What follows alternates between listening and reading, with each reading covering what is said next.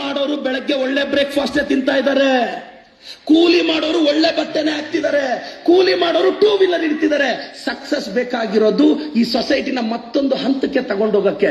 ಈ ಸೊಸೈಟಿಗೆ ನೀನ್ ಬೇಕು, ನೆನ್ಪಿಟ್ಕೋ. You need this. ನಿಮ್ಮಂತವ್ರು ಈ ಪ್ರಪಂಚಕ್ಕೆ ಬೇಕು, ಈ ಸಮಾಜಕ್ಕೆ ಬೇಕು. ಆ ವಿಲ್ ಪವರ್ ಇಲ್ಲದೆ ಯಾವುದೇ ಡಿಸಿಷನ್ ತಗೋಬೇಡ. ಮೊಹಮ್ಮದ್ ಅಲಿ ಹೇಳ್ತಾನೆ, skill is not important, will is important ಅಂತ. ನನ್ನ ಯಾವನಾದ್ರೂ ಬಾಕ್ಸಿಂಗ್ ಚಾನಲ್ ಒಡೆದು ನಾನು ಕೆಳಗೆ ಬಿದ್ರೆ ನನ್ನ ಸ್ಕಿಲ್ ಫೇಲ್ ಆಯ್ತು ಅಂತ ಮತ್ತೆ ನಾನು ಎದ್ದೊಡಿಬೇಕು ಅಂದ್ರೆ ವಿಲ್ ಇರಬೇಕು, ಸ್ಕಿಲ್ ಅಲ್ಲ. ನೀವು ಲೈಫಲ್ಲಿ ಬಿದ್ದಾಗ ನಿಮ್ ಜೊತೆ ವಿಲ್ ಇರಬೇಕು. ಆ ವಿಲ್ ಪವರ್ ಇಟ್ಕೊಳ್ಳಿ. ತುಂಬಾ ಜನ ಪೋಷಕರು ಅಷ್ಟೇ, ನಾನೆಲ್ಲ ಸರ್ಕಾರಿ ನೌಕರರಿಗೆ ನನಗೆ ಬಹಳ ಸಲ, ಸರ್ ನಿಮ್ಮ ಮೇಲೆ ನನಗೆ ತುಂಬಾ ಗೌರವ. ನಾನು ಇವತ್ತು ಯಾವ ಗೌರ್ಮೆಂಟ್ ಅಫಿಷಿಯಲ್ಸ್ನ ಹೆಸರಿಟ್ಟು ಕರೆದಿಲ್ಲ. MLA ಆದಾಗಿಂದ ನಾನು ಈವನ್ ಕ್ಲರ್ಕ್ ಇಂದ ನಾನು ಸರ್ ಅನ್ನೋ ಪದ ಬಳಸೇ ಮಾತಾಡೋದು. ನೀವು ನನ್ನೆಲ್ಲ ವಿಡಿಯೋ ಗಮನಿಸಬಹುದು. ಒಂದು FDA ಪಾಸ್ ಆಗ್ಬೇಕು ಅಂದ್ರೆ ಅದರಿಂದ ಎಷ್ಟು ಕಷ್ಟ ಇರುತ್ತೆ ಅಂತ, FDA SDAಗಳು KPSC ಪಾಸ್ ಆಗ್ಬೇಕು ಅಂದ್ರೆ ಎಷ್ಟು ಕಷ್ಟ ಇರುತ್ತೆ. ಟೀಚರ್ ಎಂಟ್ರೆನ್ಸ್ ಬರೆಯಕ್ಕೆ 2-3 ವರ್ಷ ಕಷ್ಟಪಟ್ಟು ಆ ಎಕ್ಸಾಮ್ಗಳು ಓದಿ ಎಷ್ಟು ಕಷ್ಟ ಅಂತ ನನಗೆ ಗೊತ್ತು. ನಾನು ಒಂದು ಹಳ್ಳಿ ವಿಸಿಟ್ ಹೋಗ್ತೀನಿ ಸರ್, 6 ಗಂಟೆಗೆ ಬೆಳಗ್ಗೆ. ಪಾಪ ನನ್ನ ಜೊತೆ 34 ಗೌರ್ಮೆಂಟ್ ಅಫಿಷಿಯಲ್ಸ್, ಅದರಲ್ಲಿ 7 ಜನ KS ಕ್ಯಾಡರ್. ಪಾಪ ಯಲಂಕ, ಬೆಂಗಳೂರಲ್ಲಿ ಮನೆಗಳು ಮಾಡ್ಕೊಂಡಿದ್ದಾರೆ. ನಾನೊಂದು ಆರ್ಡರ್ ಮಾಡಿದ್ರೆ ಪಾಪ ಕಷ್ಟ ಅವ್ರಿಗೆ. 3:30-4ಕ್ಕೆ ಎದ್ದು 6 ಗಂಟೆಗೆ ಅಲ್ಲೆಲ್ಲೋ ಬಾರ್ಡರ್ ಚಿಕ್ಕಬಳ್ಳಾಪುರದಲ್ಲಿ ನನ್ನ ಜೊತೆ ಬಂದು ಚಾಪೆ ಮೇಲೆ ಕೂತ್ಕೊಂತಾರೆ. ಬಹಳ ಕಷ್ಟ. ಈಗ ನಾವ್ ಹೆಂಗೂ ಪೊಲಿಟಿಷಿಯನ್ಸ್, ನಾವು ಪ್ರಾಮಿಸ್ ಮಾಡಿದೀವಿ ಜನಕ್ಕೆ ಮುಂದೆ ಹೋಗ್ಲೇಬೇಕು. ಆದ್ರೆ 34 ಆಫೀಸರ್ಸ್ ಬರೋದಿದೆ ಅಲ್ಲ. ಒಂದ್ಸಲ ಒಬ್ರು 1/4 ಗಂಟೆ ಲೇಟ್ ಆಗಿ ಬಂದ್ರು. ಅವ್ರದ್ದು ವಿಚಾರ ಇತ್ತು. ನಾನು ಕೇಳಿದೆ, ಏನು ಸರ್ ಅಂದ್ರೆ, ಇಲ್ಲ ಸರ್ ನನ್ನ ಮಗಳು ಅಡ್ಮಿಟ್ ಆಗಿದ್ಲು, ಅವಳಿನ ಚಿಕ್ಕ ಮಗು, ನಿಮ್ ಪ್ರೋಗ್ರಾಮ್ ಮುಗಿಸ್ಕೊಂಡು ಹೋಗೋಣ ಅಂತ ಹೇಳಿದೆ. ಇದೊಂದು ಮೆಸೇಜ್ ಹೇಳ್ಬಾರ್ದ ಸರ್ ನಾನು ಅಂತ. ನಿಮ್ಗೆ ಹೆಂಗ್ ಕಮ್ಯುನಿಕೇಟ್ ಮಾಡೋದು ಅಂದ್ರೆ, ತುಂಬಾ ಸ್ಯಾಕ್ರಿಫೈಸ್ ಇರುತ್ತೆ. ನೀವು ಸ್ಯಾಲ್ರಿ ನಾವು 30,000, 40,000, 50,000 ಎಷ್ಟು ಕೊಡ್ತೀವೋ ಸರ್ಕಾರದಿಂದ ಗೊತ್ತಿಲ್ಲ. ಇವತ್ತೇನಾದ್ರೂ ಒಂದು ವ್ಯವಸ್ಥೆ ನಡೀತಿದೆ ಅಂದ್ರೆ ನಿಮ್ಮಿಂದ. ನಾವೇನಿದ್ರು ಟೆಂಪರರಿ, ನೀವೇ ಪರ್ಮನೆಂಟ್. ಅಂದ್ರೆ ನನ್ನ ಸ್ಪೀಡ್ ನೋಡ್ತಿದ್ರೆ ನಾನು ಪರ್ಮನೆಂಟ್ ಅನಿಸ್ತಿದೆ. ನಾನು ಪರ್ಮನೆಂಟ್. ನಾನು ನಿಮ್ಗಿಂತ ಒಂದು 15 ವರ್ಷ ಲೇಟ್ ಆಗಿ ರಿಟೈರ್ಡ್ ಆಗ್ತೀನಿ ಅಷ್ಟೇ. 60ಕ್ಕೆ ಆಗೋದು ನಾನೊಂದು 75-80ಕ್ಕೆ ಆಗ್ತೀನಿ. ಯಾಕೆಂದ್ರೆ ಕಾನೂನು ನಾವೇ ತರೋದ್ರಿಂದ ಪೊಲಿಟಿಷಿಯನ್ಸ್ಗೆ ಏಜ್ ಲಿಮಿಟ್ ಫಿಕ್ಸ್ ಮಾಡೋದು ಕಷ್ಟ. ಎಲ್ರಿಗೂ ಆಗ್ಲೇ 1 ಅವರ್ ನೀವು ಹೇಳಿದ್ರೆ ಬಹಳಷ್ಟು ಜನ ಭಯ ಬಿದ್ದಿರ್ತಾರೆ, 1 ಅವರ್ ಮಾತಾಡ್ತಾರಂತ. ನಾನೆಲ್ಲ ಪೋಷಕರಿಗೂ, ಎಲ್ಲ ತಾಯಂದ್ರಿಗೂ, ಎಲ್ರಿಗೂ ಹೇಳೋದಿಷ್ಟೇ, ಸೌಂದರ್ಯವಿದೆ ಎಂದು ಬೀಗ ಬೇಡ, ಮೋನಾಲಿಸಾ ಮಣ್ಣಾಗಿದ್ದನ್ನು ನೋಡಿದ್ದೇವೆ. ಆಸ್ತಿ ಅಂತಸ್ತಿದೆ ಎಂದು ಬೀಗ ಬೇಡ, ಆಗರ್ಭ ಶ್ರೀಮಂತರು ಬೀದಿಗೆ ಬಂದಿದ್ದನ್ನು ನೋಡಿದ್ದೇವೆ. ಸೋತು ಸುಣ್ಣವಾಗಿದ್ದೇನೆಂದು ಹೆದರಬೇಡ, ಸೋತು ಸುಣ್ಣವಾಗಿ ಸಾಮ್ರಾಜ್ಯ ಕಟ್ಟಿದವರನ್ನು ನೋಡಿದ್ದೇವೆ. It's all about the game of the mind. ಬಾಗ್ನಿವೆಲ್ಲ ಅಂತ ಒಂದು ಫ್ಲವರ್ ಇದೆ ಸರ್. ಈ ಫ್ಲವರ್ ವಿಶೇಷತೆ ಏನ್ ಗೊತ್ತಾ? ನೀವು ನೀರ್ ಹಾಕಿದ್ರೆ ಎಲೆ ಬಿಡುತ್ತೆ, ಫ್ಲವರ್ ಬಿಡಲ್ಲ. ನೀವು ನೀರು ಹಾಕ್ಲಿಲ್ಲ ಅಂದ್ರೆ ಅದು ಫ್ಲವರ್ ಬಿಡುತ್ತೆ. ಯಾಕೆ ಗೊತ್ತಾ?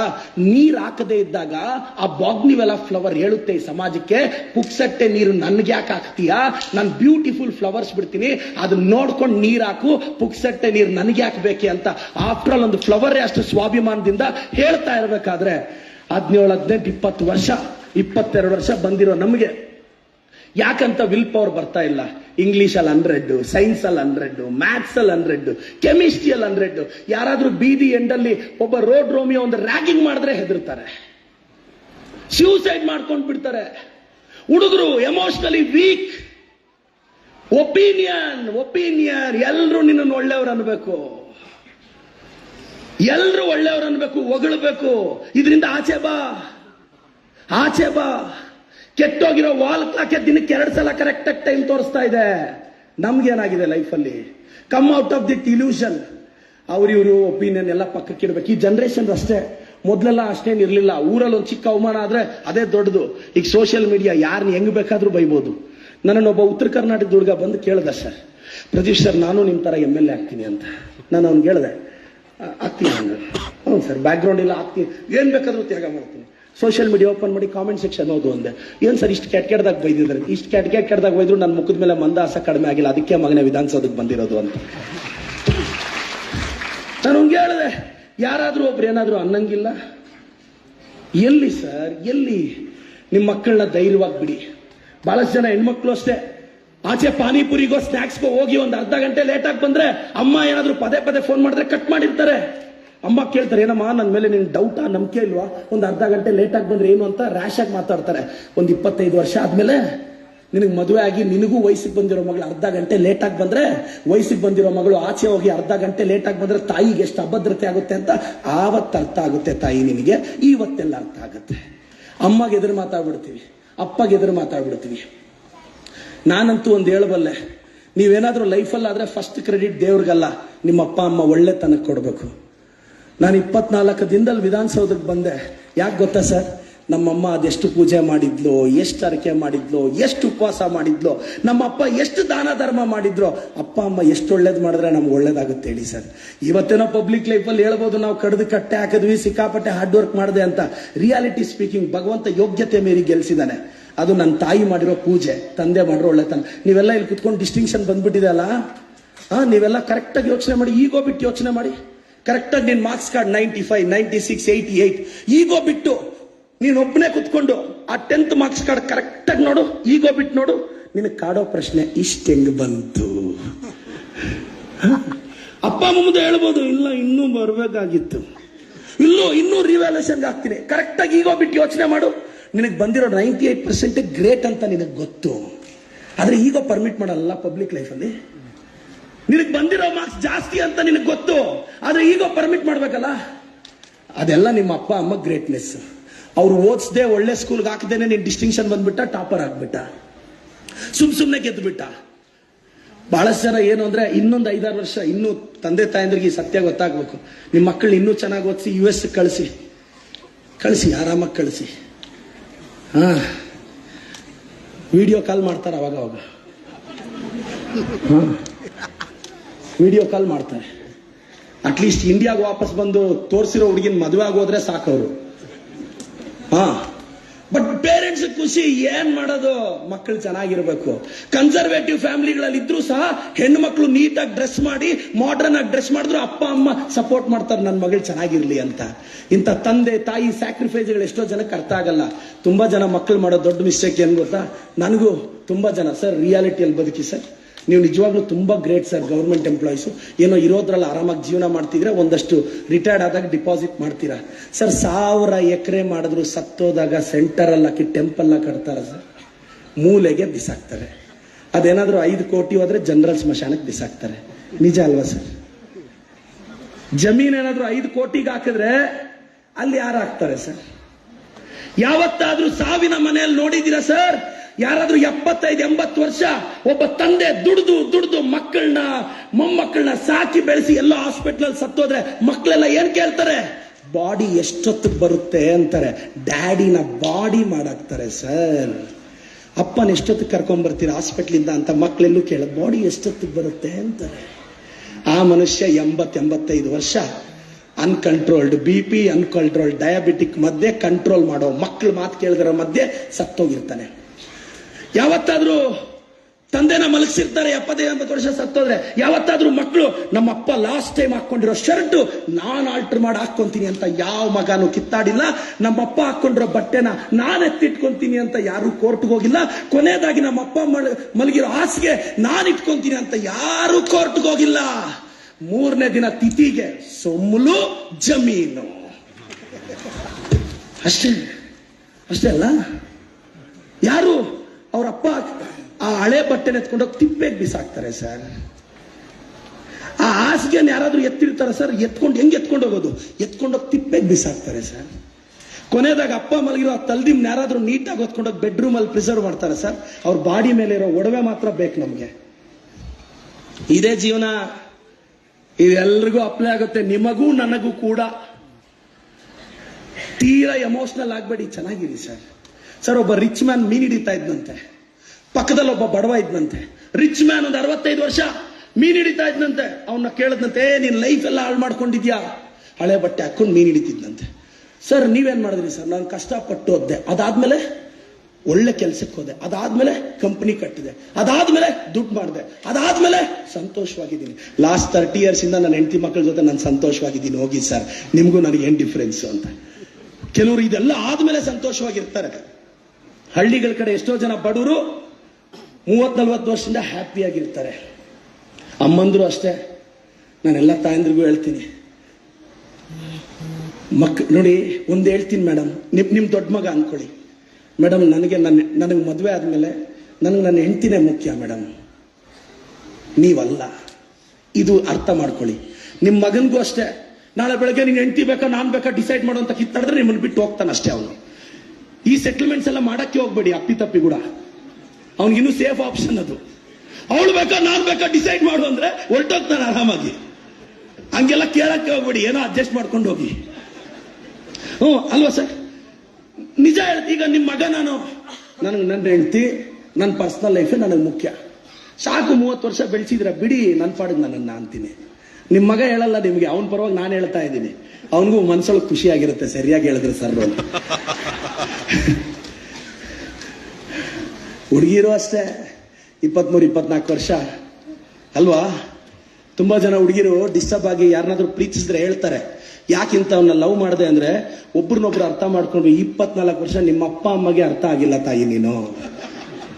ಒಂದಿನ ಕೋಪ ಮಾಡ್ಕೊಂತೀಯ, ಒಂದಿನ ನಗ್ತೀಯ, ಒಂದಿನ ಹೈಪರ್ ಆಕ್ಟಿವ್ ಆಗಿರ್ತೀಯ, ಒಂದಿನ ಡಿಪ್ರೆಸ್ ಆಗ್ತೀಯ, ಒಂದಿನ ಸುಮ್ಮನೆ ಕಾರಣ ಇಲ್ಲದೆ ಹೇಳ್ತೀಯ. ನಿಮ್ಮ ಅಪ್ಪ ಅಮ್ಮ ಕೈಲಿ 24 ವರ್ಷದಿಂದ ನಿನ್ನ ಅರ್ಥ ಮಾಡ್ಕೊಳಕ್ ಆಗಿಲ್ಲ ತಾಯಿ. ಕಾಲೇಜ್ ಲೈಫಲ್ಲಿ ಅವ್ನು ಯಾರಿಗೋ ಹೆಂಗ್ ನೀನು ಅರ್ಥ ಆಗಕ್ ಸಾಧ್ಯ? ನೆವರ್ ನೆವರ್ ಆಗಿರಲ್ಲ ಸರ್. ಬೆಂಗಳೂರಲ್ಲಿ ಯಾಕೆ ಚೌಲ್ಟ್ರಿಗಳು ಕಟ್ತಿದ್ದಾರೆ ಗೊತ್ತಾ ಸರ್? 99% ಯಾರು ಲವ್ ಮಾಡ್ಕೊಂಡ್ರು ಲಾಸ್ಟ್ ಅಲ್ಲಿ ಬ್ರೇಕಪ್ ಹೇಳಿ ಅಪ್ಪ ನೋಡಿರೋ ಹುಡುಗನ್ನೇ ತುಂಬಾ ಜನ ಹುಡುಗಿರ್ ಮದುವೆ ಆಗೋದು. ಆ ನಂಬಿಕೆ ಚೌಲ್ಟ್ರಿ ಓನರ್ಗಿದೆ, ಅದಕ್ಕೆ ಸ್ಟಿಲ್ ಬೆಂಗಳೂರಲ್ಲಿ ಚೌಲ್ಟ್ರಿ ಕಟ್ತಾ ಇರೋದು. 99% ಬಿಟ್ಟು ಅಪ್ಪ ಅಮ್ಮ ನೋಡಿರೋ. ಯಾಕೆ ಹೆಣ್ಮಕ್ಳು ತುಂಬಾ ಇಷ್ಟ ಆಗ್ತಾರೆ ಗೊತ್ತಾ ಅಪ್ಪಗೆ? ಗಂಡ್ ಮಕ್ಳಾದ್ರೂ ಸ್ವಲ್ಪ ಈ ಗಂಡ್ ಮಕ್ಳು ವೇಸ್ಟ್, ಯಾಕೆಂದ್ರೆ ತಪ್ಪು ಮಾಡ್ಬಿಡ್ತಾರೆ. ಆದ್ರೆ ಹೆಣ್ಮಗಳು ತಪ್ಪು ಮಾಡ್ಬೇಕು ಅಂದ್ರೆ ಹೊಸ್ತಲ್ ದಾಟಿದ್ರೆ ನಮ್ಮ ಅಪ್ಪ ಮರ್ಯಾದೆ ಎಲ್ಲಿ ಹೋಗುತ್ತೆ ಅಂತ 1000 ಸಲ ಯೋಚನೆ ಮಾಡೋ ಸಾವಿರಾರು ಜನ ಹೆಣ್ಮಕ್ಳು ಇನ್ನೂ ಸಮಾಜದಲ್ಲಿ ಜೀವಂತವಾಗಿದ್ದಾರೆ. ಇದಾರೆ. ಡಿಸ್ಟರ್ಬ್ ಆಗ್ಬೇಡಿ, ಡಿಸ್ಟ್ರಾಕ್ಟ್ ಆಗ್ಬೇಡಿ. ಬಹಳಷ್ಟು ಜನ ಹುಡುಗಿರು ನಿಮ್ಮ ಅಪ್ಪ ಎಕ್ಸ್ಪೆಕ್ಟ್ ಮಾಡೋದು ಏನ್ ಗೊತ್ತಾ? ಇಲ್ಲಿರೋ ಎಲ್ಲ ಹುಡುಗಿರಿಗೂ ಗೊತ್ತಿಲ್ವಾ? ಇನ್ನೊಂದು 5 ವರ್ಷ ನೀನು MBBS ಓದಿದ್ರೆ ಅದಕ್ಕೊಂದು 10-20 ಲಕ್ಷ, ಮದುವೆಗೆ ಮಿನಿಮಮ್ ನಿಮ್ಮ ಅಪ್ಪ ಸ್ಟೇಟಸ್ಗೆ 30-40 ಲಕ್ಷ ಇಲ್ಲದೆ ಮದುವೆ ಆಗಲ್ಲ. ನಿಮ್ಮ ಅಪ್ಪ ಸ್ಟೇಟಸ್ಗೆ 30-40 ಲಕ್ಷ ಖರ್ಚು ಮಾಡಲೇಬೇಕು ನಿನ್ ಮದುವೆಗೆ. ಮಿನಿಮಮ್ 50-60 ಲಕ್ಷ. ಅದು ಗೌರ್ಮೆಂಟ್ ಎಂಪ್ಲಾಯೀಸ್ ಮಕ್ಕಳು 70-80 ಲಕ್ಷ ಬೇಕು ಮದುವೆಗೆ. ನಿಮ್ಮ ಅಪ್ಪ ಗೊತ್ತಿಲ್ವಾ ಇನ್ನೂ 1-1.5 ಕೋಟಿ ನಿನ್ ಮೇಲೆ ಇನ್ವೆಸ್ಟ್ ಮಾಡ್ಬೇಕು ಅಂತ? ನಿಮ್ಮ ಅಪ್ಪ ಗೊತ್ತಿಲ್ವಾ ಇಷ್ಟು ಇನ್ವೆಸ್ಟ್ ಮಾಡಿ ಓದಿಸಿ ನಿನಗೆ ಮದುವೆ ಮಾಡುದು ನಿನ್ನ ಹೆಸರು ಪಕ್ಕ ಮದುವೆ ಆಗಿದ ತಕ್ಷಣ ನಿನ್ ಗಂಡನ ಹೆಸರು ಸೇರಿಸ್ಕೊಂತೀಯಾ, ನಿನ್ ಗಂಡನ ಮನೆ ಆಸ್ತಿ ಅಂತ ನಿನಗೆ ಗೊತ್ತಿಲ್ವಾ? ಗೊತ್ತಿದೆ. ಆದ್ರೂ ನಿಮ್ಮಪ್ಪ ಯಾಕೆ ಹೇಳಿ ಕಷ್ಟಪಡ್ತಿರೋದು? ಹೋಗೋ ಮನೆಯಲ್ಲಾದ್ರೂ ಅವಳು ಚೆನ್ನಾಗಿರ್ಲಿ ಅಂತ ಒಂದು ಸ್ಮಾಲ್ ಬೈಕೆಯಿಂದ. ಇದನ್ನ ಅರ್ಥ ಮಾಡ್ಕೊಳ್ತಾ ಇದ್ರೆ ಹೇಗೆ? ಬಹಳಷ್ಟು ಜನ ಹುಡುಗಿರಿಗೆ ಒಂದು ಲೈಫ್ ಫಿಲಾಸಫಿ ಹೇಳ್ತೀನಮ್ಮ. ಲೈಫಲ್ಲಿ ಯಾರನ್ನೋ ಇಷ್ಟಪಟ್ರಿ ಅಂತ ಅಪ್ಪ ಅಮ್ಮನೆಲ್ಲ ಎದುರಾಕೊಂಡು ಮನೆ ಬಿಟ್ಟು ಹೋಗಕ್ಕೆ ಹೋಗ್ಬೇಡಿ. ವಾರ ಎಲ್ಲ ಚೆನ್ನಾಗಿರುತ್ತೆ, ಅದಾದ್ಮೇಲೆ ಅಪ್ಪ ಜ್ಞಾಪಕ ಬರ್ತಾರೆ, ಅಮ್ಮ ಜ್ಞಾಪಕ ಬರ್ತಾರೆ, ಅಣ್ಣ ಜ್ಞಾಪಕ ಬರ್ತಾನೆ, ತಂಗಿ ಜ್ಞಾಪಕ ಬರ್ತಾಳೆ, ಮನೆ ಜ್ಞಾಪಕ ಬರುತ್ತೆ, ಬೆಳೆದ 25 ವರ್ಷಗಳ ಪಯಣ ಜ್ಞಾಪಕ ಬರುತ್ತೆ. ತುಂಬಾ ಮಿಸ್ ಆಗ್ತೀವಿ ಲೈಫಲ್ಲಿ. ಅದಕ್ಕೆ ಇದನ್ನ ಯಾವುದು ಅರ್ಥ ಮಾಡ್ಕೊಳ್ಳದೆ ತುಂಬಾ ಜನ ಮನೆ ಬಿಟ್ಟೋದವರು ಸಿಟಿ ಸಿವಿಲ್ ಕೋರ್ಟ್ ಅಲ್ಲಿ ಡೈವೋರ್ಸ್ ಅಪ್ಲಿಕೇಶನ್ ಹಾಕೊಂಡಿರೋದು ಸರ್. ಯಾಕೆಂದ್ರೆ ಅನ್ಕೊಂಡಂಗಿರಲ್ಲ ಲೈಫ್, ಅನ್ಕೊಂಡಂಗಿರಲ್ಲ. ತುಂಬಾ ಸ್ಟ್ರಾಂಗ್ ಆಗಿರಿ. ಒಳ್ಳೆ ಸ್ಕೂಲ್ಗೆ ಹಾಕಿ ರ್ಯಾಂಕ್ ಬರಂಗೆ ಮಾಡಿರೋ ನಿಮ್ಮ ಅಪ್ಪನ್ಗೆ, ಒಳ್ಳೆ ಕಾಲೇಜ್ಗೆ ಹಾಕಿ ರ್ಯಾಂಕ್ ಬರಂಗ್ ಮಾಡಿರೋ ನಿಮ್ಮ ಅಪ್ಪನ್ಗೆ ಒಳ್ಳೆ ಹುಡುಗನ್ನ ಅಥವಾ ನೀನು ಒಳ್ಳೆ ಹುಡುಗಿನ ತಂದು ಮದುವೆ ಮಾಡಬೇಕು ಅಂತ ಗೊತ್ತಿಲ್ವಾ? ಪೇಷನ್ಸ್ ಇರ್ಬೇಕಲ್ಲ. ಸಾಧ್ಯ ಆದ್ರೆ ನಿಮ್ಮ ಅಪ್ಪ ಅಮ್ಮ ಮರ್ಯಾದೆನ ಬೀದಿಯಲ್ಲಿ ಹರಾಜು ಹಾಕಬೇಡಿ. ಹರ್ಟ್ ಮಾಡ್ತೀರಾ ನಿಮ್ಮ ಅಪ್ಪ ಅಮ್ಮನ? ಹರ್ಟ್ ಮಾಡದೆ ನೀವು ಇರೋದೇ ಇಲ್ಲ ಗೊತ್ತು ನನಗೆ. ಸಾಧ್ಯ ಆದ್ರೆ ಕಡಿಮೆ ಹರ್ಟ್ ಮಾಡಿ. ಫಿಲಾಸಫಿ ಎಲ್ಲ ಈಸಿ. ಪಕ್ಕದ ಮನೆ ಹುಡುಗಿನೋ ತಪ್ಪು ಮಾಡಿದ್ರೆ ನನ್ ಮಗ ನನ್ ಮಗಳಂಗ್ ಮಾಡಿದಿದ್ರೆ ಸಾಯಿಸಾಗ್ತಿದ್ದೆ ಅಂತ ಡೈಲಾಗ್ ಹೇಳೋದು ಈಸಿ. ನಮ್ಮ ಮನೆ ಹುಡುಗಿ ತಪ್ಪು ಮಾಡಿದಾಗ ಅದನ್ನ ಫೇಸ್ ಮಾಡೋದು ಎಷ್ಟು ಕಷ್ಟ ಗೊತ್ತೇನು? ತುಂಬಾ ಕಷ್ಟ. ಚೆನ್ನಾಗಿ ಓದಬೇಕು. ನನ್ನ ಹೆಸರು ಪ್ರದೀಪ್ ಈಶ್ವರ್ ಅಂತ ಹೇಳೋದು ಮರ್ತೆ ಕೆಲವ್ರಿಗೆ ಗೊತ್ತಿರಲ್ಲ. ನಾನು ಚಿಕ್ಕಬಳ್ಳಾಪುರದ ಶಾಸಕ, ಪರಿಶ್ರಮ ನೀಟ್ ಅಕಾಡೆಮಿ ಮುಖ್ಯಸ್ಥ, 14 ಪುಸ್ತಕಗಳ ಲೇಖಕ, ಬರಹಗಾರ, ಮಾತುಗಾರ. ಬೆಂಗಳೂರಿಗೆ ಬಂದಾಗ ಬ್ಯಾಕ್ಗ್ರೌಂಡ್ ಇರಲಿಲ್ಲ, ಗುಂಡಿಗೆ ಅನ್ನೋ ಗ್ರೌಂಡಲ್ಲಿ ಧೈರ್ಯ ಇತ್ತು, ಅದು ತುಂಬ ದೂರ ಕರ್ಕೊಂಡು ಹೋಗ್ತಿದೆ. ನನಗಂತೂ ತುಂಬ ಕ್ಲಾರಿಟಿ ಇದೆ. 1000 ಎಕರೆ ಮಾಡಿದ್ರು ಅನ್ನ ಸಾರು, ಮ್ಯಾಕ್ಸಿಮಮ್ ಉಪ್ಪಿನಕಾಯಿ, ಒಂದೊಳ್ಳೆ ಗೀ ಅಷ್ಟೇ. ಶುಗರ್ ಬಂದ್ರೆ ಅದು ಇಲ್ಲ, ಇನ್ನೂ ಬಂದಿಲ್ಲ ಸರ್ ನನಗೆ. ಅದು ಇಲ್ಲ. ಮ್ಯಾಕ್ಸಿಮಮ್ ಕುತ್ಕೊಳ್ಳೋ ಡೈನಿಂಗ್ ಟೇಬಲ್ ಚೇರು ಚೇಂಜ್ ಆಗ್ಬೋದು. ಹೇಳಿ ಇನ್ನೇನು ತಿನ್ನಕ್ಕಾಗುತ್ತೆ ಹೇಳಿ? ಸರ್ ನಿಮ್ಗೆ ಗೊತ್ತಾ, ಬಡವ್ರ ಮನೆಗೆ ಹೋದ್ರೆ ಬರೀ ಅನ್ನ ಸಾರು ಕೊಡ್ತಾರೆ. ನೀವು ಶ್ರೀಮಂತರ ಮನೆಗೆ ಊಟಕ್ಕೆ ಹೋಗಿ ಅನ್ನ ಸಾರು ತುಪ್ಪ ಉಪ್ಪಿನಕಾಯಿ ಏನೇನೋ ಸೈಡ್ಸ್ ಇರ್ತಾರೆ. ಯಾಕೆ ಗೊತ್ತಾ? ಅವ್ರ ಮನೇಲಿ ಅನ್ನ ಸಾರು ಸಪ್ಪಗಿರುತ್ತಲ್ಲ ಸರ್. ಬಡವ್ರ ಮನೇಲಿ ಇದು ಯಾವುದೂ ಕೊಡಲ್ಲ, ಅನ್ನ ಸಾರೇ ಕೊಡ್ತಾರೆ, ಅದೇ ಚೆನ್ನಾಗಿ ಮಾಡಿರ್ತಾರೆ.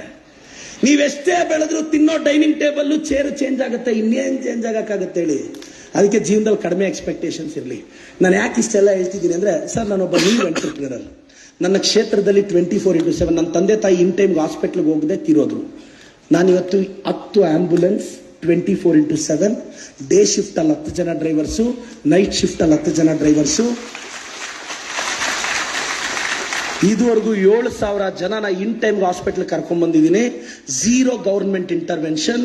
ಒಂದು ಡ್ರೈವರ್ಗೆ 25,000 ಸ್ಯಾಲ್ರಿ, 20 ಡ್ರೈವರ್ಸು, ಸ್ಟ್ಯಾಂಡ್ ಬೈ ಒಬ್ಬ ಡ್ರೈವರು, ಒಂದರಲ್ಲಿ ವೆಂಟಿಲೇಟರ್, ಎಲ್ಲದರಲ್ಲೂ ಆಕ್ಸಿಜನ್, ಇಬ್ರು ಡೇ ಶಿಫ್ಟ್ ಅಲ್ಲಿ ಇಬ್ರು, ನೈಟ್ ಶಿಫ್ಟ್ ಅಲ್ಲಿ ಇಬ್ರು ಟೆಲಿಕಾಲರ್ಸ್ ನಿಟ್ಟಿ, ಕಾಲ್ ಬಂದಿದ್ದ 12 ನಿಮಿಷಕ್ಕೆ ಮನೆ ಮುಂದೆ ಆಂಬ್ಯುಲೆನ್ಸ್ ನಿಲ್ಲಿಸಿ ಎಮರ್ಜೆನ್ಸಿನ ಟೇಕ್ ಕೇರ್ ಮಾಡಿ 106 ಜನನ ಕಾಪಾಡಿದೀವಿ. ಇದಕ್ಕೆ ತಿಂಗಳಿಗೆ 10ರಿಂದ 15 ಲಕ್ಷ ಖರ್ಚು ಬರುತ್ತೆ. ನನಗೆ ಒಂದು 40-60 ಸೈಟ್ ತೆಗಿಬೇಕು ಅಂತ ಬುದ್ಧಿ ಇಲ್ಲ ಅನ್ಕೊಂಡಿದ್ದೀರಾ ಏನು? 10-12 ಲಕ್ಷ ಉಳಿಸಿ 1.5 ಕೋಟಿಗೆ ಒಂದು 40-60 ತೆಗಿಯಕ್ಕೆ ಗೊತ್ತಿಲ್ಲ ಅಂತ, ಅಷ್ಟು ಗೊತ್ತಿಲ್ಲದೇನೆ 106 ಕೋಟಿ ಎಂಪೈರ್ ಕಟ್ಟದ್ನ ಏನು? ಗೊತ್ತಿದೆ ನನಗೆ, ಕ್ಲಾರಿಟಿ ಇದೆ, ನನಗೆ ಕ್ಲಾರಿಟಿ ಇದೆ. ಜೀವನದಲ್ಲಿ ಏನ್ ಮಾಡಬೇಕು ಏನ್ ಮಾಡಬಾರ್ದು ಅನ್ನೋ ಸ್ಪಷ್ಟತೆ ನನಗಿದೆ. ಯಾಕೆ 10 ಆಂಬ್ಯುಲೆನ್ಸ್ ಇಟ್ಟು ಒಂದು ಕ್ರಿಟಿಕಲ್ ಯಾವ್ದ ನನ್ನ ಇಂಟರ್ಫಿಯರೆನ್ಸ್ ಇಂದ ಒಂದು ತಾಯಿ ಜೀವ ಬದುಕಿದ್ರೆ ಅವ್ರ ಮಕ್ಕಳ ಲೈಫಲ್ಲಿ ಡಿಫ್ರೆನ್ಸೇ ಬಂದ್ಬಿಡುತ್ತೆ, ಡಿಫ್ರೆನ್ಸ್ ಬರುತ್ತೆ. ನಾನು ನಿಮ್ಗೆಲ್ರಿಗೂ ಹೇಳಕ್ ಇಷ್ಟಪಡ್ತೀನಿ, ತುಂಬಾ ಜನ ಹುಡುಗರು ಅಷ್ಟೇ, ಅಪ್ಪ ಅಮ್ಮ ಗೌರವ ಕೊಡಿ, ಎದುರು ಮಾತಾಡ್ಬೇಡಿ. ಕಿತ್ತೋಗಿರೋರ ಹತ್ರ ಎಲ್ಲ ಲೈಫಲ್ಲಿ ಬಯಸ್ಕೋಬೇಕಾಗತ್ತೆ. ಜನ್ಮ ಕೊಟ್ಟಿರೋರು ಸಹಿಸ್ಕೊಳ್ಳಿ. ಏನ್ ಮಾಡ್ತೀರಾ? ಸಹಿಸ್ಕೊಳ್ಳಿ. ನಾಳೆ ರೋಡ್ಗೆ ಅಡ್ಡ ಹೋದ್ರೆ ಒಂದು 2 ವೀಲರ್ ಅವ್ನು ಬೈತಾನೆ ಬಾಯಿಗೆ ಬಂದಂಗೆ, ಯಾರ್ಯಾರೋ ಬೈತಾರೆ. ಅಪ್ಪ ಅಮ್ಮ ಕಂಡ್ರು ಜನ್ಮ ಕೊಟ್ಟಿದ್ದಾರೆ, ಒಂದ್ ಮಾತಂತಾರೆ ಬಿಡಿ, ಒಂದ್ ಮಾತಂತಾರೆ, ತಲೆ ಕೆಡಿಸ್ಕೊಬೇಡಿ. ನಾನು ಫೈನಲಿ ನಮ್ಮ ಷಡಕ್ಷರಿ ಸರ್ ಬಂದು ಕರೆದ್ರು. ನನಗೆ ಅಕಾಡೆಮಿಕ್ ಇಯರ್ ಸ್ಟಾರ್ಟಿಂಗ್, ನಾನು ಬಯಾಲಜಿ ಪಾಠ ಮಾಡೋದ್ರಿಂದ ನನಗೆ ವೀಕ್ಲಿ 2 ಡೇಸ್ ಆದರೂ ನನ್ನ ಸಂಸ್ಥೆಯಲ್ಲಿ, ನಾನು ಲಾಸ್ಟ್ ಇಯರ್ ಸ್ವಲ್ಪ ಪಾಠ ಮಾಡೋಕ್ಕಾಗಲಿ, ಈ ವರ್ಷ ತುಂಬ ಡೆಡಿಕೇಟೆಡ್ ಆಗಿ 7-8 ಸೆಕ್ಷನ್ಗೆ ಪಾಠ ಮಾಡ್ಬೇಕು ಸರ್. ನಾನು ಜನರಲ್ ಆಗಿ ಯಾವುದೂ ಕಾರ್ಯಕ್ರಮಕ್ಕೆ ಹೋಗಲ್ಲ. ರೀಸನ್, ಯಾಕೆಂದರೆ ಪರಿಶ್ರಮ ಇಸ್ ಮೈ ಫ್ಯೂಚರ್. ಅದು ನನಗೆ ಗೊತ್ತು. ರಾಜಕಾರಣ ಅಪ್ಸ್ ಅಂಡ್ ಡೌನ್ಸ್ ಇರುತ್ತೆ, ಸೋಲ್ತೀವಿ ಗೆಲ್ತೀವಿ ಎಲ್ಲ ಗೊತ್ತಿದೆ ನನಗೆ. ಪರಿಶ್ರಮ is my bread and butter, ನನ್ನ ಫ್ಯೂಚರ್ ಅದು. ಮತ್ತೆ ಆ ಟೀಚರ್ ಆಗಿ ಇನ್ನೂ ಇದ್ದೆ. ಈ ಕಾರ್ಯಕ್ರಮಕ್ಕೆ ಕರೆದ್ರು. ಸರ್ ಮೇಲೆ, ಟೀಮ್ ಮೇಲೆ, ನಿಮ್ಮ ಮೇಲೆ ಗೌರವದಿಂದ ಬಂದಿದ್ದೀನಿ. ಸಾಮಾನ್ಯ ಹುಡುಗನು ವಿಧಾನಸೌಧಕ್ಕೆ ಬರಬಹುದು. ಡೆಮಾಕ್ರಸಿ ಬದುಕಿದೆ ಅನ್ನೋದಕ್ಕೆ ಆವಾಗ ದೇವರು ನಮ್ಮಂತ ಹುಡುಗರನ್ನ ಗೆಲ್ಲಿಸ್ತಾ ಇರ್ತಾನೆ. ಪ್ರಜಾಪ್ರಭುತ್ವ ಸತ್ತೋಗಿಲ್ಲ ಅಂತ ಹೇಳಸಕ್ಕೆ. ಸೊ ಭಗವಂತನಿಗೆ ನನ್ನ ಮೊದಲ ಪ್ರೀತಿ, ಮೈ ಫಸ್ಟ್ ಲವ್, ನನ್ನ ಮೊದಲ ಪ್ರೇಯಸಿ ಹೆಸರು ಮಂಜುಳಾ ಅಂತ, ಅವಳನ್ನ ನನ್ನ ತಾಯಿ ಅಂತ ಕರಿತೀನಿ. ನಮ್ಮ ಪ್ರತಿಯೊಬ್ಬರ ಮೊದಲ ಲವ್ ಮದರ್ರೆ. ನಿನ್ನ ಮೊದಲ ಪ್ರೀತಿ ನಿನ್ನ ತಾಯಿನೇ. ಕೊನೆವರೆಗೂ ಪ್ರೀತಿಸ್ತೀವಿ, ಅದಕ್ಕೆ ಮೊದಲ ಪ್ರೀತಿನ. ನಮ್ಮ ತಾಯಿ ನಮ್ಮ ಫಸ್ಟ್ ಲವ್. ನಮ್ಮ ಸಕ್ಸಸ್ ನೋಡಿಲ್ಲ, ನಮ್ಮ ಫೇಲ್ಯೂರ್ ನೋಡಿಲ್ಲ, ನಮ್ಮ ಸ್ಟೇಟಸ್ ನೋಡಿಲ್ಲ. 9 ತಿಂಗಳು ಗರ್ಭದಲ್ಲಿ ಇಟ್ಕೊಂಡು ಜಗತ್ತಿಗೆ ತಂದು ಕೊನೆವರೆಗೂ. ಸರ್, ಕೆಲವರು ವಯಸ್ಸಿಗೆ ಬಂದಿರೋ ಮಕ್ಕಳು ಅಮ್ಮಂದ್ರ ಮುಂದೆ ಸತ್ತೋದ್ರೆ, ನಾನು ಎಷ್ಟೋ ಜನ ಮಕ್ಕಳು 70-80 ವರ್ಷ ತಾಯಿ ಸತ್ತೋದ್ರೆ ಕೆಲವರು ಅಳಲ್ಲ ಸರ್, ಏಜ್ ರಿಲೇಟೆಡ್ ಅಂತಾರೆ. ಆದ್ರೆ ಮಕ್ಕಳು ಸತ್ತೋದ್ರೆ, 70-80 ವರ್ಷದ ಮಕ್ಕಳು ಸತ್ತೋದ್ರೆ ಅವ್ರಿಗೆ 100 ವರ್ಷ ಆಗಿರುತ್ತೆ ಸರ್. ನಾನು ಕೆಲವು ಹಳ್ಳಿಯಲ್ಲಿ ಯಾರೋ 99 ವರ್ಷ, ಅವ್ರ ಮಗನ್ಗೆ 79-80 ವರ್ಷ ಸತ್ತೋಗಿದ್ರೆ ಅಮ್ಮ ಲಿಟ್ರಲಿ ಹೆಂಗ್ ಅಳ್ತಿದ್ದಾಳೆ ಅಂದ್ರೆ, ಅದೇ ಆಕೆ ಸತ್ತೋಗಿದ್ರೆ ಅಳ್ತಿರ್ಲಿಲ್ಲ, ಏಜ್ ರಿಲೇಟೆಡ್ ಅಂತ ಬಿಟ್ಬಿಡೋರು, ಏನಾಗ್ತಿರಲ್ಲ ಅಂತ ಬಿಟ್ಬಿಡ್ಬೋದು. ಏನಿಲ್ಲ, ನಿಮ್ಮ ಮಗಳಿಗೆ ಚೆನ್ನಾಗಿಲ್ಲ ಅಂದ್ರೆ ಸೂಪರ್ ಸ್ಪೆಷಾಲಿಟಿಯಲ್ಲಿ ತೋರಿಸೋ. ನಿಮಗೆ ಅಮ್ಮಗ್ ಚೆನ್ನಾಗಿಲ್ಲ ಅಂದ್ರೆ ಆರೋಗ್ಯಶ್ರೀ ಕಾರ್ಡಿಂದನೇ ಹೋಗ್ತೀವಿ ಸರ್.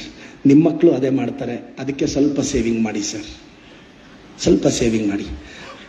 ಅವ್ರ ಮಗಳಿಗೆ ಶಾಪಿಂಗ್ ಮಾಲಲ್ಲೇ ಬಟ್ಟೆ ಕೊಡಿಸ್ತಾರೆ, ನಿಮ್ಗೆಲ್ಲ ಫುಟ್ಪಾತಲ್ಲೇ ಬಟ್ಟೆ ತರ್ತಾರೆ. ಇದನ್ನ ಮರ್ತೋಗ್ಬೇಡಿ ಸರ್. ಫಾರಿನ್ ಟ್ರಿಪ್ ಬೇಕು ಅಂದ್ರೆ 5 ಸ್ಟಾರ್ ಹೋಟ್ಲಲ್ಲಿ ಅವ್ರು ಇರ್ತಾರೆ, ನಿಮಗೆ ಮಾತ್ರ ಯಾವುದೋ ಒಂದು ಒಳ್ಳೆ ಸಿಂಪಲ್ 3 ಸ್ಟಾರ್ ಹೋಟೆಲ್ ರೂಮ್ ಮಾಡಿಕೊಡ್ತಾರೆ. ಇದನ್ನ ಮರ್ತೋಗ್ಬೇಡಿ ಸರ್. ಮಕ್ಕಳನ್ನ ನೋಡೋ ರೀತಿ ಬೇರೆ. ನಿಮ್ಮ ಮಕ್ಕಳು ಬದಲಾಗಿದ್ದಾರೆ, ತುಂಬಾ ಬದಲಾಗಿದ್ದಾರೆ. ಸೊಸೈಟಿ ಬದಲಾಗೋಗಿದೆ, ಏನ್ ಮಾಡಕ್ಕೂ ಆಗಲ್ಲ. ವೆಲ್ಕಮ್ಗೆ ಆರ್ಟಿಫಿಷಿಯಲ್ ಲೆಮನ್ನ, ಕೈ ತೊಳೆಯಕ್ಕೆ ನ್ಯಾಚುರಲ್ ಲೆಮನ್ನ ಕೊಡ್ತಾ ಇದೆ ಈ ಸಮಾಜ. ಎಲ್ಲ ವಿಚಿತ್ರವಾಗೇ ಇದೆ. ಚೆನ್ನಾಗಿ ಓದಿ, ಎಲ್ರಿಗೂ ಒಳ್ಳೇದಾಗಲಿ, ಮತ್ತಷ್ಟು ನಿಮ್ಗೆಲ್ಲ ಫ್ಯೂಚರ್ ಚೆನ್ನಾಗಿರಲಿ. ಷಡಕ್ಷರಿ ಸರ್, ನಿಮ್ಮ ಸಂಘಕ್ಕೆ ಒಳ್ಳೇದಾಗಬೇಕು. ನಾವಿವತ್ತು ನಮ್ಮ ಸರ್ಕಾರದಿಂದ ನಾನು ಭಾಳ ಡಿಮ್ಯಾಂಡ್ಸ್ ಇಟ್ಟಿದ್ದೀನಿ ಸರ್. ನಾನು ನಿಮ್ಮ ಪರ, ನೌಕರರ ಪರ. ನೀವೇನು ಹೊಸ ಡಿಮ್ಯಾಂಡ್ ಇಟ್ಟಿದ್ದೀರಾ, ನಾನು ಗಟ್ಟಿಯಾಗಿ ಧ್ವನಿ ಎತ್ತೀನಿ. ನಾನು ಮುಖ್ಯಮಂತ್ರಿಗಳನ್ನ, ಉಪಮುಖ್ಯಮಂತ್ರಿಗಳನ್ನ ನಾನು ಒಪ್ಪಿಸ್ತೀನಿ. ಮತ್ತೆ ನನಗೆ ನನ್ನ ಟೀಚಿಂಗ್ ಫ್ರೆಟರ್ನಿಟಿ ಬಗ್ಗೆ ಎಲ್ಲ ನನಗೆ ಅಪಾರವಾದ ಗೌರವ ಇದೆ. ಮೋಸ್ಟ್ಲಿ ಇದೇ ಸಂದರ್ಭದಲ್ಲಿ ನಾನೆಲ್ಲ ಸರ್ಕಾರಿ ನೌಕರರನ್ನ, ಟೀಚರ್ಸ್ನ ಒಂದು ರಿಕ್ವೆಸ್ಟ್ ಮಾಡ್ತಿದ್ದೀನಿ. ಈ ಸ್ಟೇಟಲ್ಲಿ ಎಜುಕೇಶನ್ ಸೆಕ್ಟರಲ್ಲಿ ಏನಾದರೂ ರೆವಲ್ಯೂಷನ್ ಮಾಡೋ ದಿನ ಬಂದರೆ, ನನಗೆ ಅವಕಾಶ ಬಂದರೆ, ದಯವಿಟ್ಟು ಸೈನ್ಸ್ನ, ಮ್ಯಾಥಮೆಟಿಕ್ಸ್ನ ಕನ್ನಡ ಮೀಡಿಯಂ ಹುಡುಗರಿಗೆ ಇಂಗ್ಲಿಷ್ ಮೀಡಿಯಮಲ್ಲಿ ಟೀಚ್ ಮಾಡಕ್ಕೆ ನೀವೆಲ್ಲರೂ ಸಹಕಾರ ಕೊಡಿ ಸರ್. ಸರ್, ಕನ್ನಡ ಮೀಡಿಯಮಲ್ಲಿ ಸೈನ್ಸು ಮ್ಯಾಥ್ಸ್ನ ಕನ್ನಡದಲ್ಲಿ ಓದ್ಕೊಂಡ್ಬಂದು PUCಯಲ್ಲಿ ಏನು ಅರ್ಥ ಆಗ್ತಾ ಇಲ್ಲ ಸರ್. ನಮಗೆ 7th ಅಲ್ಲೂ 8th ಅಲ್ಲೂ 9th ಅಲ್ಲೂ ವಿಜ್ಞಾನನ ಕನ್ನಡದಲ್ಲಿ ಹೇಳ್ಕೊಟ್ಟು ಬಿಡ್ತಾ ಇದ್ದಾರೆ. PUCಗೆ ಬಂದು ಇಂಗ್ಲಿಷಲ್ಲಿ ಕಲಿಯಕ್ಕಾಗದೆ ನಾವು ಡಾಕ್ಟರ್ಸ್ ಆಗ್ತಾ ಇಲ್ಲ ಸರ್. ಕನ್ನಡ ಮೀಡಿಯಂ ಹುಡುಗರು IITಗೆ ಹೋಗಕ್ಕಾಗ್ತಿಲ್ಲ ಸರ್. ಅದಕ್ಕೋಸ್ಕರ 6ನೇ ಕ್ಲಾಸಿಂದ ಸೈನ್ಸು ಮ್ಯಾಥ್ಸ್ನ ಕನ್ನಡ ಮೀಡಿಯಂ ಸ್ಟೂಡೆಂಟ್ಸ್ಗೂ ಇಂಗ್ಲಿಷಲ್ಲಿ ಕಲಿಸ್ಬೇಕು ಸರ್. ಶ್ರೀಮಂತರ ಮಕ್ಕಳೇ CBSEಗೆ ಹೋಗ್ತಾರೆ, ಬಡವ್ರ ಮಕ್ಕಳು ಓದಬಾರ್ದಾ? ದಯವಿಟ್ಟು ಅಲ್ಲಿ ಯಾರು ಭಾಷಾಭಿಮಾನ ಆ ವಿಚಾರದಲ್ಲಿ ತೋರಿಸ್ಬೇಡಿ ಸರ್. ಯಾಕೆ ಗೊತ್ತಾ ಸರ್, ಸೈನ್ಸ್ ತುಂಬಾ ಸ್ಟ್ರಗಲ್ ಮಾಡ್ತಿದೀವಿ ಸರ್. ನಾನು SSLCಯಲ್ಲಿ ಪೆರೇಸ್ ಅಂದ್ರೆ 2nd ಟಾಪರ್ ಸರ್. PUCಗೆ ಹೋಗಿ ಸೇರಿದ್ರೆ ಒಂದು ಟರ್ಮಿನಾಲಜಿ ಅರ್ಥ ಆಗ್ತಿಲ್ಲ ಸರ್. ನಾನು ಲಿಟ್ರಲಿ ಹತ್ತಿದ್ದೀನಿ ಸರ್. ನಾನು ಡಾಕ್ಟ್ರೇ ಆಗ್ತೀನಿ ಅಂತ ಊರೆಲ್ಲ ಹೇಳ್ಕೊಂಡ್ ಬಂದ್ಬಿಟ್ಟಿದೆ. ಏನು ಅರ್ಥ ಆಗ್ತಿಲ್ಲ ಸರ್ ಬಯಾಲಜಿ. ಇವತ್ತು ನಾನು ಮಾಡೋ ಬಯಾಲಜಿ ಕರ್ನಾಟಕಕ್ಕೆ ಅರ್ಥ ಆಗುತ್ತೆ, ಅದು ಬೇರೆ ಸರ್. ದೇವರಾಣಿ ನನ್ಗೆ ಹೆಂಗ್ ನೋವಾಯ್ತು ಅಂದ್ರೆ ಅಳೋದೊಂದು ಬಾಕಿ ಸರ್. ಕನ್ನಡ ಮೀಡಿಯಂ ಮಕ್ಕಳಿಗೆ 6ನೇ ಕ್ಲಾಸಿಂದ ಸೈನ್ಸು ಮ್ಯಾಥ್ಸ್ನ ನಾನು ನಮ್ಮ ಶಿಕ್ಷಣ ಸಚಿವರನ್ನ, ಮುಖ್ಯಮಂತ್ರಿಗಳನ್ನ 3-4 ಸಲ ರಿಕ್ವೆಸ್ಟ್ ಮಾಡಿದ್ದೀನಿ. ಅದೊಂದು. ಮತ್ತೆ ಇನ್ನೊಂದೇನು ಅಂದ್ರೆ 6th ಸ್ಟ್ಯಾಂಡರ್ಡ್ ಇಂದ ಸೈನ್ಸ್ ವಿಚಾರಕ್ಕೆ 11th 12th ಅಲ್ಲಿ ಏನಾಗಿದೆ ಸರ್, ಸಡನ್ ಆಗಿ NCERT ಕೊಟ್ಬಿಟ್ಟಿದ್ದಾರೆ ಸೈನ್ಸು. ಆ ಸ್ಟ್ಯಾಂಡರ್ಡ್ ಬೇರೆ ಇದೆ, ಇಲ್ಲಿ ಸೈನ್ಸ್ ಅಲ್ಲಿರೋ ಸ್ಟ್ಯಾಂಡರ್ಡ್ ಬೇರೆ ಇದೆ. ಮಕ್ಕಳು, ಕನ್ನಡ ಮೀಡಿಯಂ ಮಕ್ಕಳು ಕೋಪ ಆಗಕ್ಕಾಗ್ತಿಲ್ಲ. ಆ ದಿನ ನನ್ನ ಲೈಫಲ್ಲಿ ಬರುತ್ತೆ, ಆ ಚೇಂಜ್ ನಾನು ತರ್ತೀನಿ. ನಿಮ್ಮ ಆಶೀರ್ವಾದ ಇರಲಿ ಸರ್. ಯಾಕೆಂದ್ರೆ ಅವತ್ತು ಈ ಕ್ರೌಡ್ ಇರುತ್ತೋ ಇಲ್ಲೋ ಗೊತ್ತಿಲ್ಲ, ಅವತ್ತೇ ಕೇಳಿದ್ರಪ್ಪ ಅಂತ. ಎಸ್, ತುಂಬಾ ಜನ. ನಾನು ಸರ್ ಒಂದು ಲಾಸ್ಟ್ 2 ನಿಮಿಷ ನನ್ನ ಕ್ಷೇತ್ರದಲ್ಲಿ ನಾನು ಏನ್ ಮಾಡಿದೆ ಅಂತ ಹೇಳ್ತೀನಿ ಸರ್. SSLC ಮಕ್ಕಳಿಗೆ ಲಾಸ್ಟ್ ಇಯರ್ ಅಕ್ಟೋಬರ್ ಸಿಲೆಬಸ್ ಮುಗಿಸಿದೆ ಸರ್. ಸರ್ 96 ಡೈಲಿ ಎಕ್ಸಾಮ್ಸ್ ಬರ್ಸಿದ್ದೀನಿ ನನ್ನ ಕ್ಷೇತ್ರ ಕನ್ನಡ ಮಾಧ್ಯಮದ SSLC ಮಕ್ಕಳ ಕೈಯಲ್ಲಿ. ಡೈಲಿ ಎಕ್ಸಾಮ್ BEO ಪೇಪರ್ ಆಫೀಸಿಂದ ಸ್ಕೂಲ್ಗೆ ಹೋಗುತ್ತೆ, ಅವ್ರು ಬರೀತಾರೆ. ಸಾಯಂಕಾಲ BEO ಆಫೀಸ್ಗೆ ಪೇಪರ್ ವಾಪಸ್ ಬರುತ್ತೆ. ಅದನ್ನ ಇಂಟರ್ ಸ್ಕೂಲ್ ಎವ್ಯಾಲ್ಯೂಯೇಷನ್ ಮಾಡಿ 96 ಎಕ್ಸಾಮ್ ಸಕ್ಸಸ್ಫುಲ್ ಆಗಿ ಬರ್ಸಿದೀನಿ sir. Government and aided school ಮಕ್ಕಳಿಗೆ ಪೇಪರ್ ಖರ್ಚು ನಂದು 27-28 ಲಕ್ಷ ಖರ್ಚು ಮಾಡಿದೆ ಸರ್. ಪ್ರತಿದಿನ 2,500 ಪೇಪರ್ ಪ್ರಿಂಟ್ ಆಗಬೇಕು. ಮತ್ತೆ ಪೇಪರ್ ಪ್ರತಿದಿನ 5 ಗಂಟೆಗೆ ಮೆಜೆಸ್ಟಿಕ್ ಇಂದ ಆಗ್ತಿದ್ದೆ ಸರ್. ಪೇಪರ್ ಲೀಕ್ ಆಗೋಕ್ಕೂ ಬಿಟ್ಟಿಲ್ಲ. ಡೈಲಿ 96 ಎಕ್ಸಾಮ್ ಮಾಡಿದೀನಿ. ಈ ವರ್ಷ 200 ಎಕ್ಸಾಮ್ ಇಡ್ತಾ ಇದ್ದೀನಿ ಸರ್ ಗೌರ್ಮೆಂಟ್ ಸ್ಕೂಲ್ ಮಕ್ಕಳಿಗೆ, ಕಾರ್ಪೊರೇಟ್ ಸ್ಕೂಲ್ ತರ. ಮತ್ತೆ ಸರ್ಕಾರಿ ಶಾಲೆ ಮಕ್ಕಳಿಗೆ ನನ್ನ ಕೈಯಲ್ಲಾಗಿದ್ದು, ನನ್ನ ತಂದೆ ತಾಯಿಯಿಂದ 52 ಮಕ್ಕಳಿಗೆ 1 ಲಕ್ಷ ಡಿಪಾಸಿಟ್ ಮಾಡಿದ್ದೀನಿ ಸರ್. ನನ್ನ ಕ್ಷೇತ್ರದಲ್ಲಿ ಓದೋ SSLC ಮಕ್ಕಳಿಗೆ 1000, PUC ಮಕ್ಕಳಿಗೆ 2000, ಡಿಗ್ರಿ ಇಂಜಿನಿಯರಿಂಗ್ ಓದೋ ಮಕ್ಕಳಿಗೆ 3000, ಸಾವಿರಾರು ಜನ ಮಕ್ಕಳಿಗೆ ಮನೆಗೆ ಹೋಗಿ ಸ್ಕಾಲರ್ಶಿಪ್ ಕೊಟ್ಟೆ ಸರ್, ಆಂಬ್ಯುಲೆನ್ಸ್ ಜೊತೆಗೆ. ಇದೆಲ್ಲ ಯಾಕೆ ಅಂದ್ರೆ, ಎಸ್, ಈ ಸಮಾಜ ನಮ್ಮಂತವ್ರ ಮೇಲೆ ಬಹಳ ಭರವಸೆ ಇಟ್ಟಿದೆ ಸರ್. ಪ್ರದೀಪ್ ಈಶ್ವರ್ ಸೋತೋದ್ರೆ ನಾಳೆ ಈ ಸಮಾಜ ಯಾವ ಯಂಗ್ಸ್ಟರ್ಸ್ನು ನಂಬಲ್ಲ. ನಾನ್ ಗೆಲ್ಲಬೇಕು, ನನ್ಗೋಸ್ಕರ ಅಲ್ಲ. ನಾಳೆ ಒಬ್ಬ ಯಂಗ್ಸ್ಟರ್ ಏನೋ ಚೇಂಜ್ ಮಾಡ್ತೀನಿ ಅಂತ ಬಂದ್ರೆ ಈ ಸಮಾಜದಲ್ಲಿ ಒಂದು ರೇ ಆಫ್ ಹೋಪ್ ನಾವು ಸೆಟ್ ಮಾಡಬೇಕು. We are the next generation leaders, will certainly bring the change. Grass root level ಸಮಸ್ಯೆಗಳು ನನಗೆ ನಿಜವಾಗ್ಲೂ, ನಾನು ಪವರ್ಟಿನ ಕ್ಯಾಲೋರಿಯಲ್ಲಿ ಕೌಂಟ್ ಮಾಡಿ ಓದ್ಕೊಂಡಿದ್ದೆ ಸರ್ ಎಕ್ಸಾಮ್ಗೆ. ಆದ್ರೆ ಹಳ್ಳಿಗಳಿಗೆ ಹೋದಾಗ ಗೊತ್ತಾಯ್ತು, ಪವರ್ಟಿನ ಕ್ಯಾಲರಿಯಲ್ಲ ಮಗ, ಕಷ್ಟದಲ್ಲಿ ಕೌಂಟ್ ಮಾಡಬೇಕು ಅನ್ನೋ ಇಂಟೆನ್ಸಿಟಿ ಹಳ್ಳಿಗಳ ಸಂಧಿಗಳಲ್ಲಿ ಹೋದಾಗ ನನಗೆ ಗೊತ್ತಾಯ್ತು. ಇವತ್ತು ಸಮಾಜದಲ್ಲಿ ತುಂಬಾ ಚೇಂಜಸ್ ಬರೋದಿದೆ. ನೀವು ಸರ್ಕಾರಿ ನೌಕರರು ತುಂಬಾ ಕಷ್ಟಪಡ್ತಿದ್ದೀರಾ, ನಿಮ್ಮ ಅಪ್ಪ ಅಮ್ಮ ತುಂಬಾ ಸ್ಟ್ರಗಲ್ ಮಾಡ್ತಿದ್ದಾರೆ. ದಯವಿಟ್ಟು ಅವ್ರ ಆರೋಗ್ಯ ಸರ್ ಒಂದು ಹೆಲ್ತ್ ಚೆಕಪ್ ಮಾಡಿಸ್ಕೊಳ್ಳಿ ಸರ್, ಪ್ಲೀಸ್ ಸರ್. ನಿಮ್ಮ ಮಕ್ಕಳಿಗೆ ನಿಜವಾಗ್ಲೂ ನೀವು PUC ಮಾಡಿರೋರು ನಿಮ್ಮ ಅಪ್ಪಗೆ ಬಲವಂತ ಮಾಡಿ ಕರ್ಕೊಂಡೋಗಿ.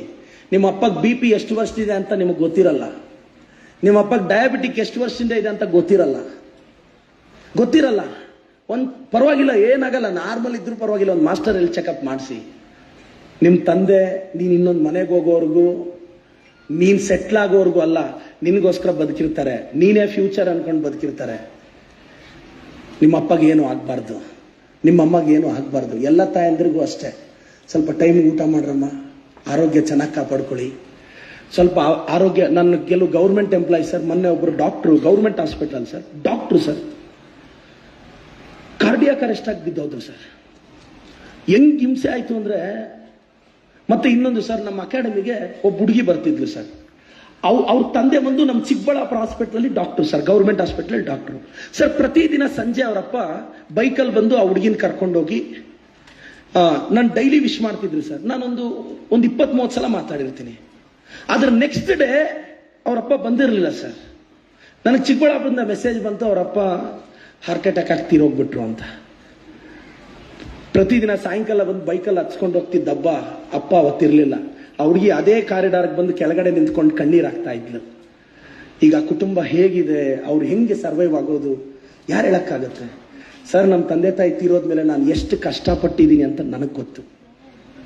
UPSC ಮಾಡೋಣ ಅಂದ್ರೆ ಇಂಗ್ಲಿಷ್ ತಲೆಗತ್ತಾ ಇಲ್ಲ.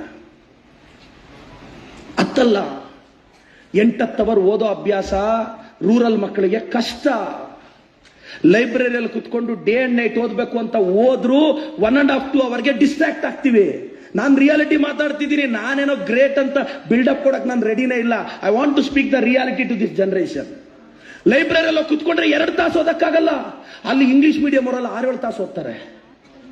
ಡೈರೆಕ್ಟ್ ಆಗಿ ಓದ್ಬೇಕಾ, ಬಯಟ್ ಮಾಡ್ಬೇಕಾ, ನೋಟ್ಸ್ ಮಾಡೋದ್ಬೇಕಾ, ಹೆಂಗ್ ಜ್ಞಾಪಕ ಇಟ್ಕೋಬೇಕು ಏನೂ ಗೊತ್ತಿಲ್ಲ. IAS KS ಎಲ್ಲ ಸ್ಪಾಯ್ಲ್ ಆಗುತ್ತೆ. ನಾನೇನು ದಡ್ಡ ಅಲ್ಲ ಸರ್, ನಾನು ಸ್ವಲ್ಪ ಬುದ್ಧಿವಂತ. ಪಾಪ ಆವರೇಜ್ ಹುಡುಗಿರ ಪರಿಸ್ಥಿತಿಯನ್ನು ಡಿಸ್ಟ್ರಾಕ್ಟ್ ಆಗಬಾರ್ದು. ಸಾಧ್ಯ ಆದ್ರೆ ಒಂದು 6 ತಿಂಗಳು 1 ವರ್ಷ ಮೊಬೈಲಿಂದ ದೂರ ಇರಿ. DP ತೆಗೆದಾಕಿ. ನೀಟ್ಗೆ ಓದ್ತಾ ಇದ್ರೆ DP ತೆಗೆದಾಕಿ. IITಗೆ ಓದ್ತಿದ್ರೆ DP ತೆಗೆದಾಕಿ. PCMB ತಗೊಂಡಿದ್ರೆ DP ತೆಗೆದಾಕಿ. ಮತ್ತೆ DP ಹಾಕಿದ್ರೆ ಅದು MBBS ಕಾಲೇಜ್ ಮುಂದೆ ನಿಮ್ಮ ಅಪ್ಪ ಅಮ್ಮ ನಿಲ್ಸ್ಕೊಂಡು ಅಡ್ಮಿಷನ್ ಟೈಮಲ್ಲಿ ಹಾಕೋ ಫೋಟೋ ಬೀಳ್ಬೇಕು ಅದ್ರಲ್ಲಿ. ನನ್ನ ತುಂಬಾ ಜನ ಅಂತಾರೆ ಸರ್, ಪ್ರದೀಪ್ ಈಶ್ವರ್ ನಿನ್ ಫೋನ್ ಎತ್ತಲ್ಲ ಅಂತಾರೆ ನನಗೆ. ನಾನು ಡೆಡಿಕೇಟೆಡ್ ಟೆಲಿಕಾಲಿಂಗ್ ಸೆಂಟರ್ ಇಟ್ಟಿದ್ದೀನಿ ಸರ್ ನನ್ನ ಕ್ಷೇತ್ರಕ್ಕೆ. 8 ಜನ ಕೆಲಸ ಮಾಡ್ತಾರೆ ಅದಕ್ಕೆ.